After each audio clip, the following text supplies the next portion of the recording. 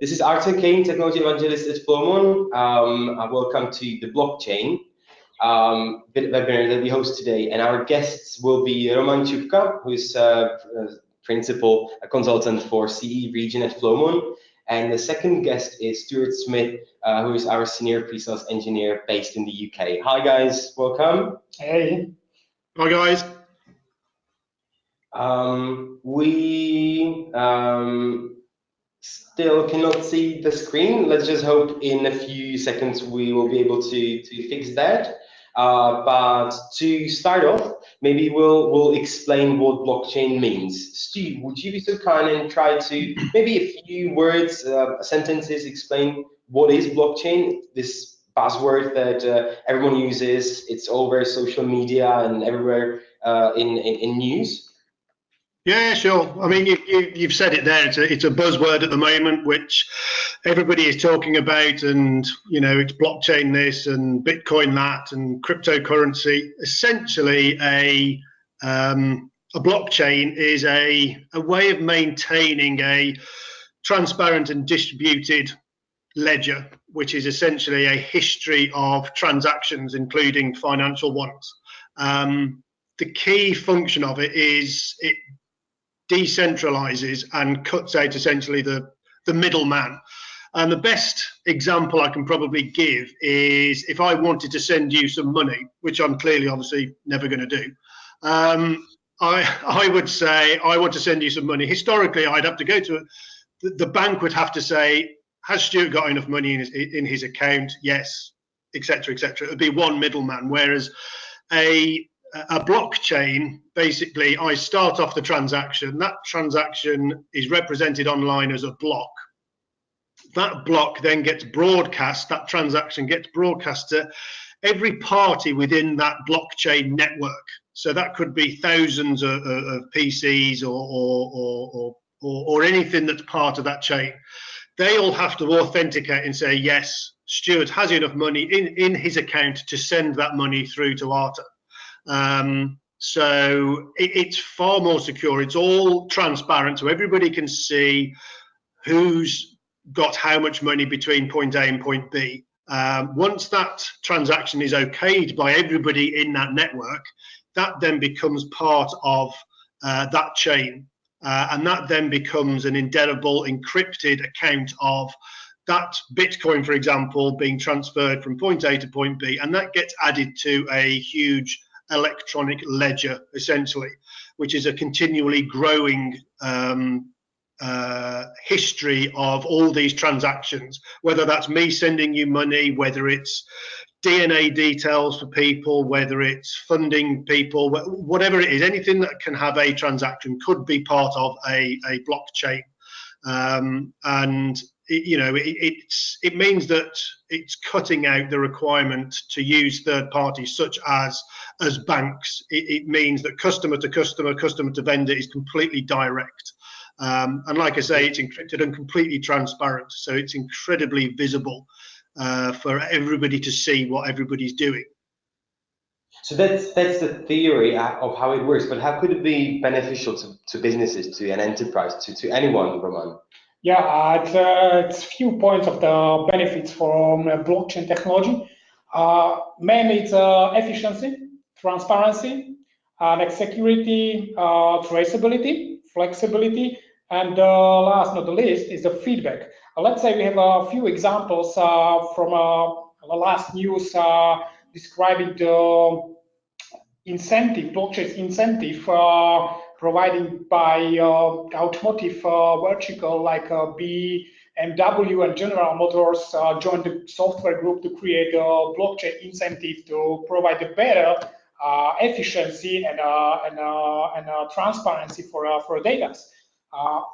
Last week it was South and North Korea meeting, and the agreement between these two of these countries was signed within the Ethereum blockchain. For example, the government is a good example that Georgia and Estonian government providing blockchain to serve or to provide a better and flexible serve to citizens against nepotism and bribery, for example. So it's a lot of possibilities to use blockchain in a daily life, but the blockchain technology or idea is now in these ages in the, let's say, state where the internet was in 1995, for example. So it's a very young platform, very young technology, but also using from many verticals at the moment. So this is leading me actually to the next question, and I would ask you attendees to send me questions throughout the call. We'll try to answer them all online with our two guests. And there is actually the first question, which says, where is it stored? Where is the data stored? That leads me to a question to you, Stu.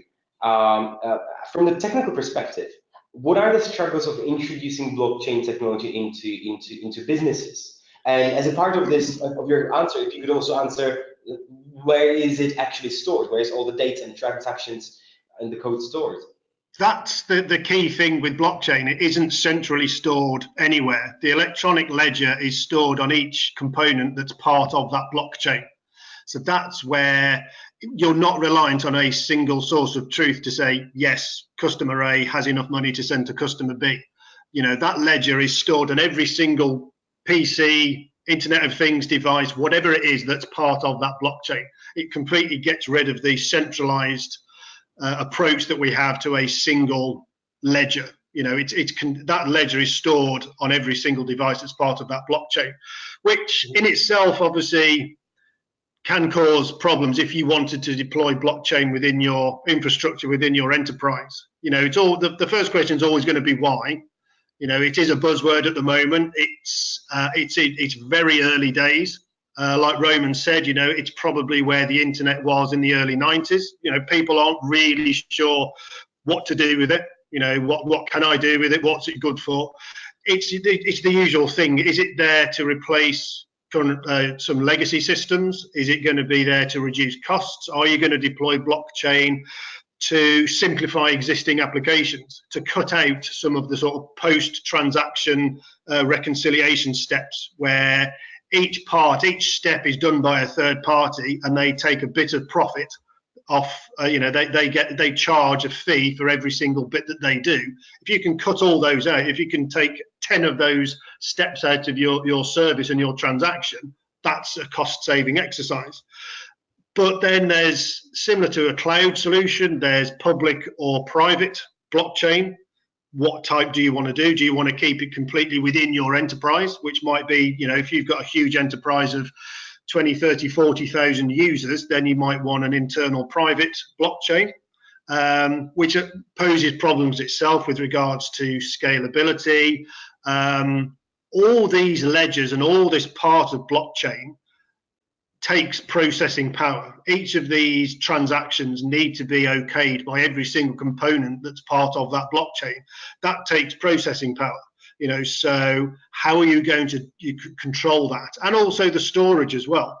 You know, it's okay if you're using blockchain within your enterprise of desktop PCs and mobile devices, which have, you know, gigs worth or possibly terabytes of storage, that's fine. But if you're starting to use blockchain with anything that's IP enabled, so Internet of Things that have very small amounts of storage, you know, those probably aren't going to fit well in a blockchain scenario. So, and because it's so new, there is no legal or compliance around blockchain currently. You know, so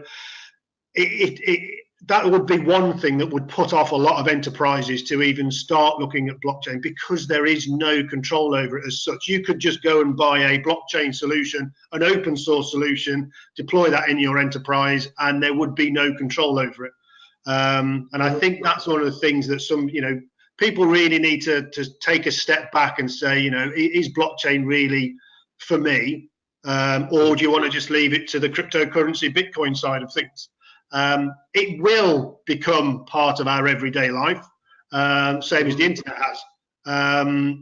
But I don't think it's going to be there quite as soon as everybody thinks it's going to be, because legislation, the legal side of things, any sort of compliance isn't there at the moment, and that could be a real showstopper for a lot of enterprises even starting to deploy it. And would you agree with me that cryptocurrency is the main use case of blockchain today? Absolutely, yeah, it is at the moment, yeah, because Bitcoin, cryptocurrency, it worked perfectly in that scenario because, you know, you're not wanting to, pay fees to a bank for them to, to authorize payments between point A and point B. So being able to cut out that middleman from a Bitcoin cryptocurrency environment is absolutely perfect. And I think it will further down the road, basically any transaction that has information, like I said, whether it's DNA details, immigration, for example, with limiting the requirements of having passports and all that type of stuff. If you're using blockchain and all those details are in that blockchain for each individual, then you just need to look at those details and those records won't be changed. So once that information is added to a blockchain, it's encrypted and it can't be changed. So there are other ways of using it outside of just cryptocurrency. Then one of the biggest topics of today will be the cryptocurrency, crypto mining, cryptojacking. So let's focus on this use case and the era. Could you, Roman, tell me how cryptocurrency changes the enterprises, businesses, the market in the modern world today? Yes, the first question, what is the cryptocurrency, what is doesn't? We have a separate, let's say, currencies. We have a coins like a Bitcoin. We have with the own blockchain platform. We have a Ethereum, for example, and Ether, which is the token, Ethereum like a protocol. But mainly the cryptocurrencies changed the world few years ago, which using of the dark web markets, like a very famous was the Silk Road. Selling, buying drugs, for example, weapons, whatever. That was the first, let's say, platform how the cryptocurrencies was using in the crypto markets. In these days, the cryptocurrencies, let's say, replace the model cash, for example. It cutting many the middleman, like as Stu was describing, that now, the money transfers, we need SWIFT methodology, which is the regulation and the transfer of the monies takes few days sometimes. So the blockchain and the cryptocurrency change this kind of the modern cash or replace the modern cash. The main important thing is that the cryptocurrencies give to the citizens any kind of the independency and trust. For example, the good example is, for example, crowdfunding in these ages, using any kind of any cryptocurrencies for the crowdfunding. So the cryptocurrencies are changing the economy in a regular way. The main question is how much today, and what does it mean, and what does hold in the future? It's kind of the economy changing regarding the cryptocurrencies. Well, correct me if I'm wrong, but cryptocurrencies are the main currencies used on the black market today, right? Yes. It made it easier for people to... Yes. It was a Bitcoin mainly, but during the few last years, a lot of cryptocurrencies was rising. For example, today, not only Bitcoin, but also the Ether is using in the darknet markets. For example, it's very famous. And it will be more like Zcash or Monero because it's not so trackable like a Bitcoin on Ether. So yeah, it is used a lot in the darknet markets. So this was the perspective of how blockchain and cryptocurrencies can help us, or how it changes the modern world. So let's. This was the blockchain as a servant part. Let's have a look at blockchain as a bad master. Now, talking about cryptocurrencies, Stu, that's a question for you. What are the technical prerequisites that they are for mining cryptocurrency? Yeah, I mean, cryptocurrency mining is, like I said, each one of these transactions needs to be checked and authorized by all the components that make up that blockchain. So, as you can imagine, theoretically, there's thousands of transactions, probably millions of transactions floating around that need to be checked and authorized, and those ledgers that are all part of that blockchain need to be updated. And it's essentially a way of bookkeeping, as you can imagine, that would have been done with a bank. They will do bookkeeping. Cryptocurrency mining is an electronic version of bookkeeping. So it's 24/7 computer accounting, verifying each one of these single Bitcoin or whatever it is, transactions that get added, authorized, and then added to the ledger, which is then part of that blockchain. And to do that, you need to have something called a coin wallet, which is basically a password protected container that stores your earnings, keeps a record of your network ledger and all that. And it is password protected for a reason. If you lose that password and you've got 10 million Bitcoins in there, you forget that password, that's gone. Nobody else can get into that coin wallet. So it is essential, it is a critical part of the mining. You then need some mining software.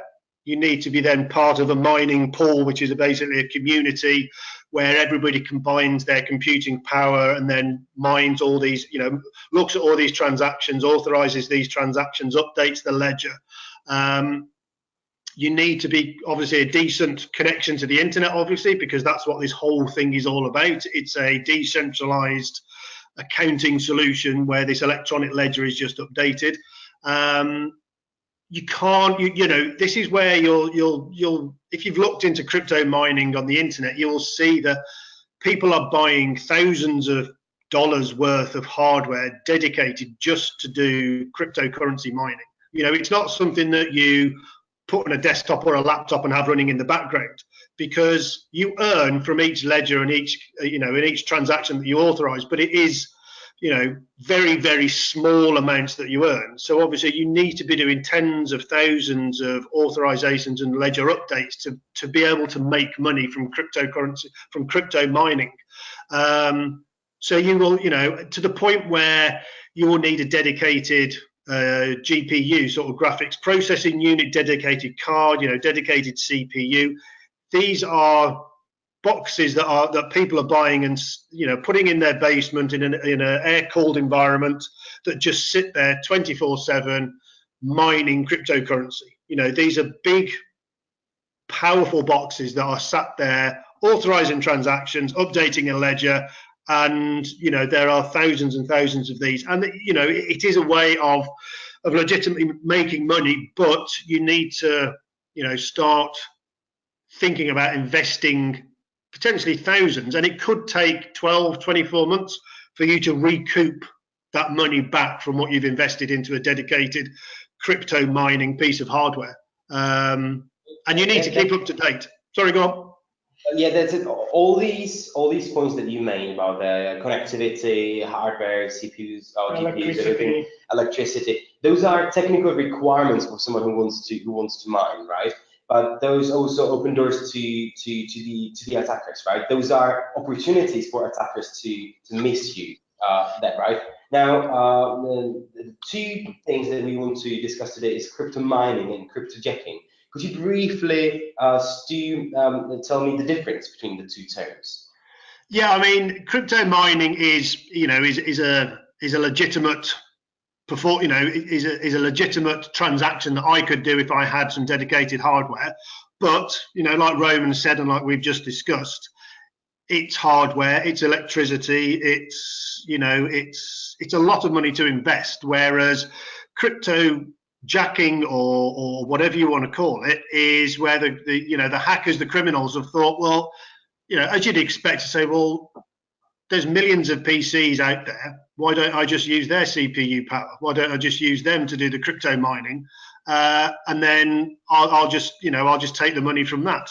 Now, this initially worked with malware, sort of infections on PCs that you'd expect. So somebody would have to download an infected file, which would, infect their machine. That would then hog the CPU on that machine. That would do crypto mining, cryptojacking that they weren't aware of. But once that malware, that Monero, for example, that malware got discovered, then you could stop that transaction. You could stop that from happening on your network.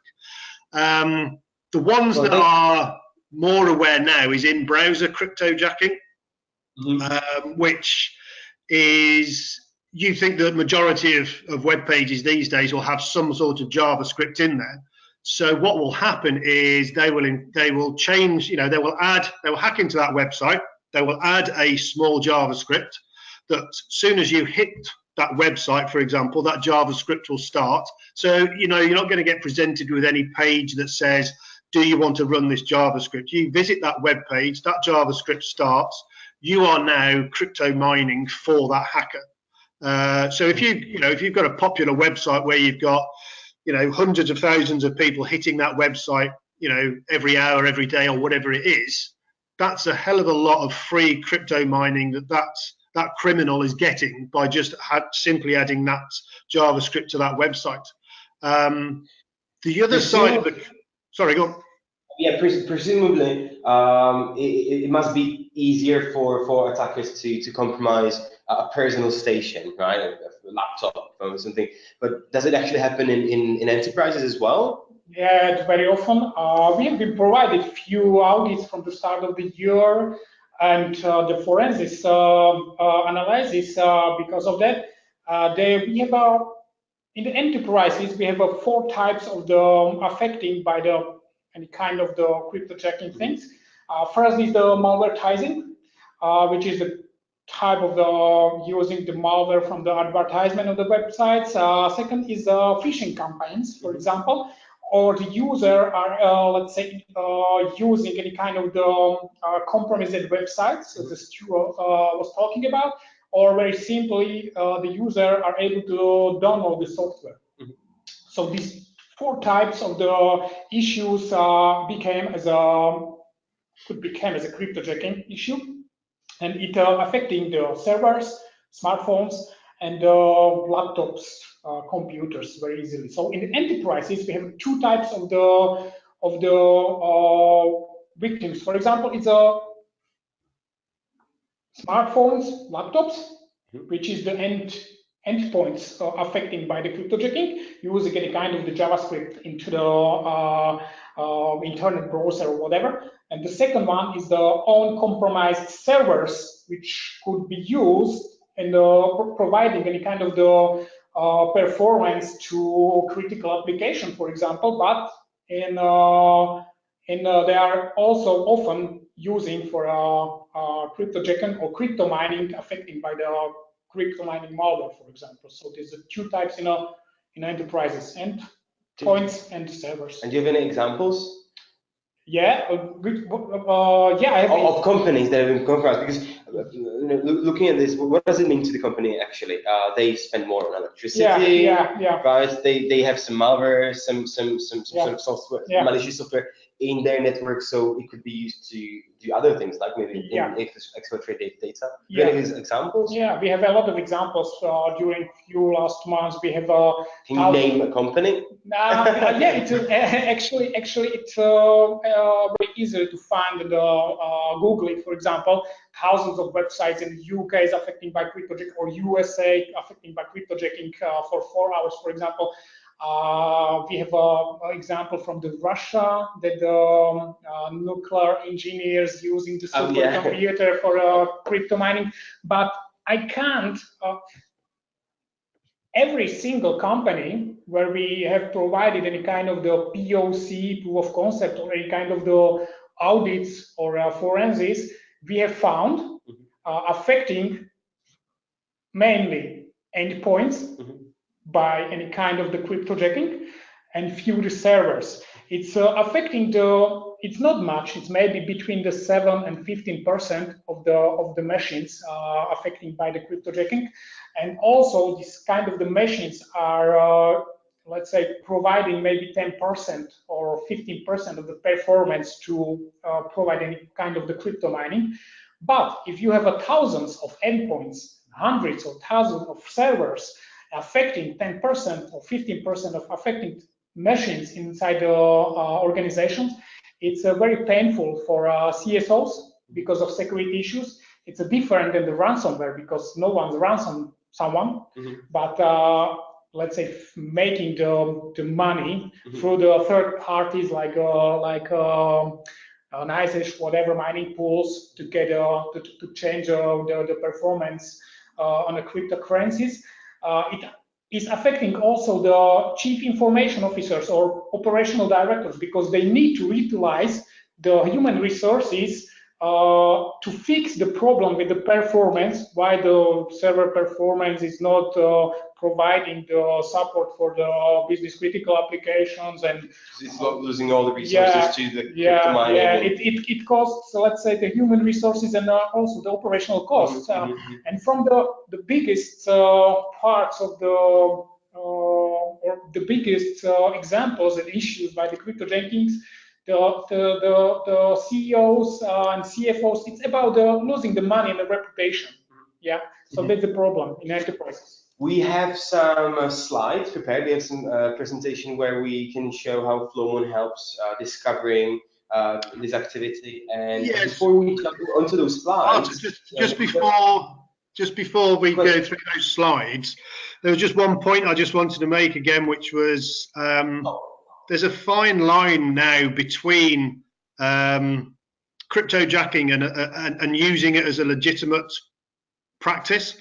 I was reading somewhere that a company has recently partnered with CoinHive, which was one of the ones that was doing cryptojacking, and they've partnered with it to mine Monero through their browsers. So with permission by the users, so it will come up and say, "Are you happy to mine cryptocurrency for us?"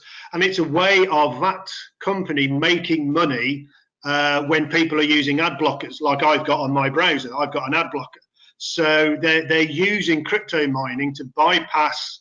So right, okay, well, we know most people are going to have some sort of ad blocker, but we still need to make money from people visiting our website. So they are legitimately using things like CoinHive to actually start making money. So that is a genuine business and a legitimate practice to use something that would always be put in the press as, cryptojacking and bad. So, that just blurs the line between the two even more. So, but it's just interesting that, these technologies are being used by companies to actually make money. An important question here is, what are the possible countermeasures? And not necessarily Flowmon. I mean, we will show what Flowmon can do and help with crypto mining, but overall, what are the countermeasures, or what can help us to avoid crypto mining in the business? I mean, from a Flowmon perspective, which I'm always going to talk about, it's looking at network behavioural analytics. That's your key requirement, because as far as we're concerned, or any other sort of anomaly detection, whether it's a malware or it will be odd traffic, odd different activity that is suddenly done by a certain amount of end user machines. So it is possible to recognize it, but it wouldn't be possible to recognize it with just antivirus and intrusion detection solutions, because it is legitimate web traffic, for example, to a web page. It just happens to be running a different JavaScript, or the finding malware is above and beyond recognize something like an antivirus signature will pick up. So it very much depends on anomaly detection. It's having something in place that says these machines weren't doing this yesterday, now they've started to do this, you might want to look at it. It's heuristically learning your network. You're suggesting to look at the malware collateral movement and infection itself, to look at why do those stations get infected in the first place? Yes. Yeah, exactly. Can we? Because we have some great slides that maybe show the principles, right? Can we? Yeah, sure. I mean, there's only 3 or 4 slides, so Brilliant. Yeah, do you want to just make me presenter? Sure. And now you should be presented. Show my screen. Right. Okay. Can you see that screen now? Yes, we can. Thank you. Cool. So yeah, it's just, don't worry, it's not going to be death by PowerPoint and 300 slides. You know, it's only a few slides. So, like I said, I mean, as part of the Flowmon solution, you know, we do have anomaly detection or network behavioral analytics. And the way that this works is through gathering flow data or packets or a combination of the two. We will look at network activity. So we will look at machine learning. We will look at what is normal activity. We build up our own adaptive baselines. We heuristically learn about and work out what's happening on your network, what are end users doing, what are PCs doing, what are servers doing, what traffic is genuine, what isn't, you know, and all that type of information. We build up, we have a series of behavior patterns built into the solution. And we also have reputation databases which are regularly updated. So things like botnet locations, command and control locations. But for the means of what we're talking about today, which is obviously sort of blockchain and cryptocurrency mining and all that type of information, this is what we would, you know, this is a very simple idea of how a website can get infected and what happens. So we have what we call a sort of threat actor who compromises a website, and like I say, that they've added that JavaScript which fires off when people hit that website and then starts doing that crypto mining. So all these machines hit that website, that JavaScript runs, they start doing crypto mining. All that mining that those potentially hundreds of thousands of users are doing, that goes back to that actor, threat actor, that hacker, and they start making money from that compromised website. So the key thing is here is well, right, okay, yeah, that's a principle. That's what happens when somebody compromises a website. But what can we, as in Flowmon, do about it? So if we look at this situation here, where we will have a threat actor, and they will obviously have to go through a firewall and various perimeters to get through to that server. So we will see things like dictionary attacks, SSH, RDP, HTTP attacks, basically trying to get through that firewall. And once they're through there, they will then try and connect to that server, and they will connect to that server by doing a port scan to find out an easy way to get into that particular server. So, you know, and this happens, you know, these aren't sort of things that don't happen. These are happening on a regular basis. And like Roman said, when we do POCs, we see a lot of situations exactly like this, where people think, oh, I've got antivirus and I've got a firewall and I've got some IDS, so I'm covered. You know, these people doing this are, you know, they know what they're doing and they will get through if they want to. So they compromise the server again, like they. Plus, there's always option to get infected from the bottom up, right? From the end station as an inside thread. This could be another scenario, right? But the main thing is that they get through somehow. Yeah, exactly. Yes, I mean that's one of the things as well. It could be, you know, bring your own device situations where people bring their own, you know, mobile devices and laptops or whatever it is into the office. So it could be from, you know, the inside, you know, the other side of the firewall. It could be somebody's infected device that's got that malware on it, you know, and that automatically spreads across that enterprise. So what we see here, this is the situation, and you know we know this circle of life for this crypto mining. So, but what we would see is obviously we would see that dictionary attack into the firewall. That server will also probably make a suspicious direct internet connection, where it would bypass the proxy to try and, you know, limit the visibility of what that server's doing. Where we will see that anomaly, because that is not normal activity for that particular server. So we will see that port scan. We will see the port scan here for this server. We will see the direct internet connection for that particular server as well. And what we could do from a remediation, we could actually fire up a script from our Flowmon solution, which then says, right, okay, I've seen this, run a script, and then that will block those ports or block whatever it is that user has, that hacker has managed to get into the firewall. So not only alerting, but we're also remediating and mitigating that attack as well by running a very simple script to say, if you see this, this, and this, run this script, block that firewall or whatever it is. Or we could just send an alert or integrate with a SIEM solution, or like Splunk or something like that. So very flexible, but the whole message is we can see what's happening, to potentially any type of malware attack that's on your network, and that we do that with our ADS solution. Thank you. I have a couple of questions. Was this the last slide? Oh, right. Sorry. Please. No, that's it. That's just a boring text slide. We can skip over that, mate.